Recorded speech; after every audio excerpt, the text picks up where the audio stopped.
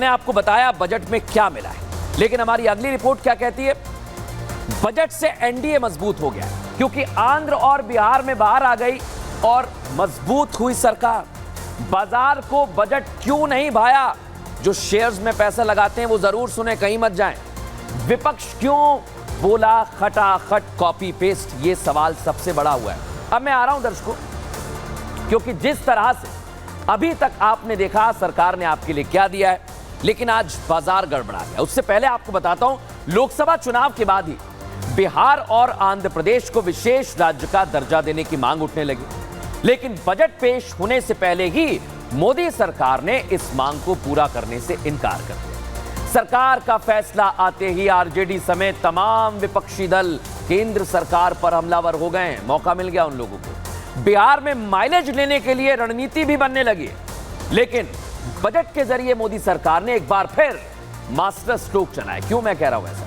विपक्ष के मंसूबों पर पानी फेरते हुए बिहार और आंध्र प्रदेश के लिए खजाना खोला। वित्त मंत्री निर्मला सीतारमण ने बजट पेश करते हुए बिहार और आंध्र प्रदेश के लिए स्पेशल पैकेज का ऐलान किया। बिहार के लिए कई अलग अलग घोषणाएं की गई, तो आंध्र के लिए 15,000 करोड़ रुपए का ऐलान किया। इस बार सियासी समीकरण अलग हैं। केंद्र में चंद्रबाबू नायडू हैं, नीतीश कुमार के सहारे सरकार चल रही है। ऐसे में केंद्र की मोदी सरकार को अपनी स्थिरता बनाए रखने के लिए जेडीयू और टीडीपी को अपने साथ रखना था।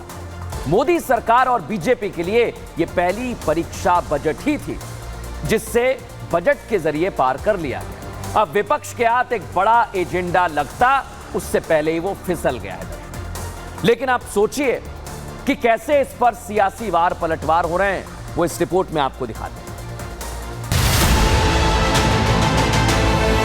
मोदी सरकार ने बिहार और आंध्र प्रदेश के लिए स्पेशल पैकेज का ऐलान किया, तो विपक्ष को इस पर मिर्ची लग गई। अब तक बिहार को विशेष राज्य का दर्जा दिए जाने की मांग उठ रही थी, जिसे केंद्र सरकार ने सीधे सीधे नकार दिया। लेकिन बजट में बिहार को विशेष पैकेज देकर राजनीति के रुख को बदल दिया है।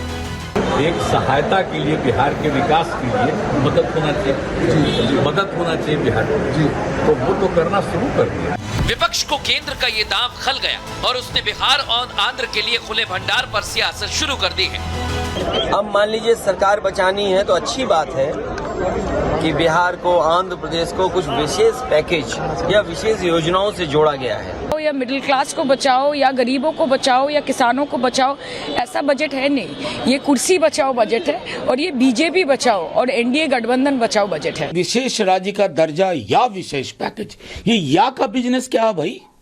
या कहां से आ गया? दोनों चाहिए, या नहीं। विशेष राज्य का दर्जा और विशेष पैकेज। विपक्ष की राजनीतिक चाल का जवाब बीजेपी ने भी उसी अंदाज में दिया। 37 पार्टीज कुल मिलाकर के 230 पार नहीं किया, और वो बोल रहे हैं कुर्सी बचाने के लिए। देखिए, आज बिहार को इतना मिला है, वो विरोधी हैं वो भी स्वीकार कर रहे थे कि ये बजट लगता है कि बिहार को ही समर्पित है। सवाल यही है दर्शकों कि आखिर बिहार को मिला क्या और विपक्ष क्यों बौखला गया? विपक्ष क्या कह रहा है? आपके लिए आज हमने केस स्टडी तैयार की है। पहले जान लेते हैं केस 1, बिहार के लिए केंद्र सरकार ने क्या दिया है। बिहार के लिए 59,000 करोड़ का ऐलान किया गया है। सड़क परियोजना के लिए 26,000 करोड़। बिहार में 3 नए एक्सप्रेसवे बनेंगे दर्शकों। पावर प्रोजेक्ट के लिए 21,400 करोड़ का ऐलान किया, और बाढ़ नियंत्रण के लिए 11,500 करोड़ रुपए की घोषणा की। बोधगया और विष्णुपद, इसके लिए कॉरिडोर का ऐलान किया गया है। पर्यटन और चिकित्सा के लिए कई घोषणाएं की गई हैं। आंध्र प्रदेश में करीब 15,000 करोड़ का ऐलान किया गया है, जहां नई राजधानी के लिए 15,000 करोड़ का फंड होगा, और आंध्र प्रदेश के 3 जिलों को पिछड़ा क्षेत्र फंड भी दिया गया है। विशाखापट्टनम चेन्नई कॉरिडोर के लिए भी पैकेज का ऐलान किया, लेकिन सियासत बहुत ज्यादा हो रही है। केस 2, बिहार और आंध्र के विशेष पैकेज से विपक्ष बौखला गया है। सहयोगियों को खुश कर कुर्सी बचाओ बजट है, राहुल गांधी कह रहे हैं। यह बस केंद्र सरकार की सरकार बचाने वाला बजट है, अखिलेश यादव ने कहा। नीतीश नायडू को साथ रखने वाला बजट है, टीएमसी कह रही है। नीतीश की मांगे अधूरी हैं, एनडीए छोड़ देना चाहिए, राबड़ी देवी कह रही हैं। बिहार के लिए विशेष राज्य का दर्जा लेकर ही रहेंगे, आरजेडी का कहना है। नीतीश चंद्र बाबू नायडू से डरा हुआ बजट इमरान मसूद इस तरह की बातें कह रहे हैं। लेकिन विपक्ष यही नहीं रुक रहा है दर्शकों, लगातार हमले भी कर रहा है बजट के बाद। सुनिए जरा क्या कह रहा है। देखो, ये बजट पहला तो बहुत निराशजनक बजट है। दूसरा, ये अपना सिंहासन बचाने के लिए ये बजट किया गया है। जो इनके प्रोजेक्ट चल रहे होंगे वो प्रोजेक्ट कोई समय पर पूरा नहीं हुआ है इनका। अब मान लीजिए सरकार बचानी है तो अच्छी बात है कि बिहार को, आंध्र प्रदेश को कुछ विशेष पैकेज या विशेष योजनाओं से जोड़ा गया है। लेकिन उत्तर प्रदेश जैसा प्रदेश जो प्रधानमंत्री देता है, क्या वहाँ के किसान के लिए कुछ बड़े फैसले हैं? किसान की फसल की पैदावार, उसकी कीमत के लिए क्या कोई इंतजाम है?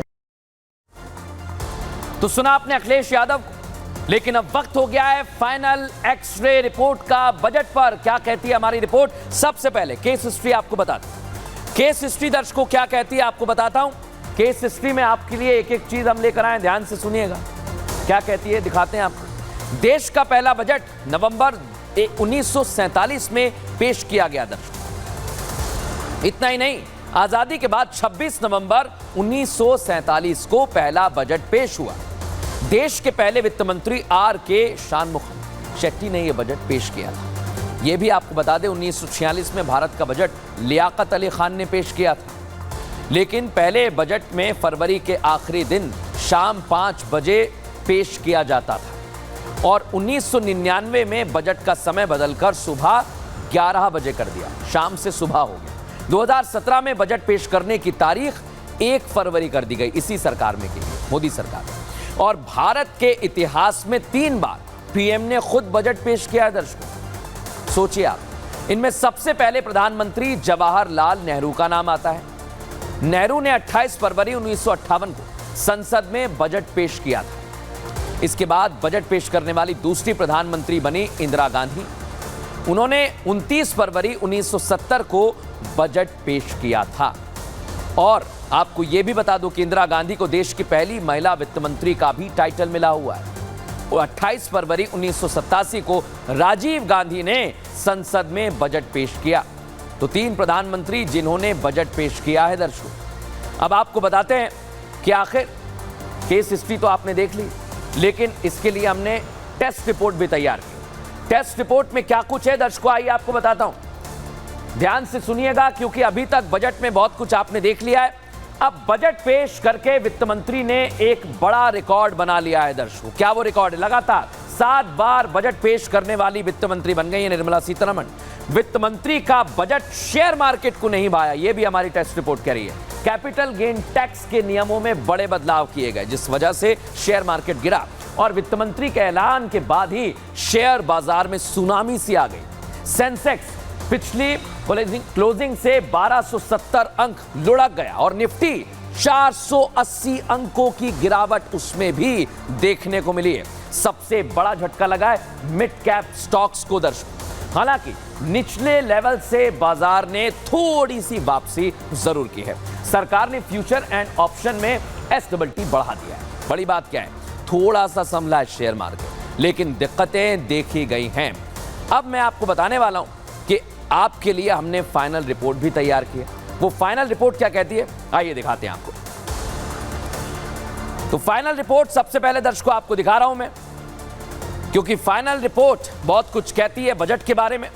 बजट से खाद्य महंगाई दर सीमित रखने में मदद मिलेगी, यह हमारा फाइनल रिपोर्ट कहती है। और सरकार ने इनडायरेक्ट टैक्स की दरों में कुछ बदलाव जरूर किए हैं। इन बदलावों से कैंसर की 3 दवाएं सस्ती हो जाएंगी, जो हमने आपको बताया। इतना ही नहीं दर्शकों, ये बजट आने वाले समय में बहुत कुछ सस्ता करता है।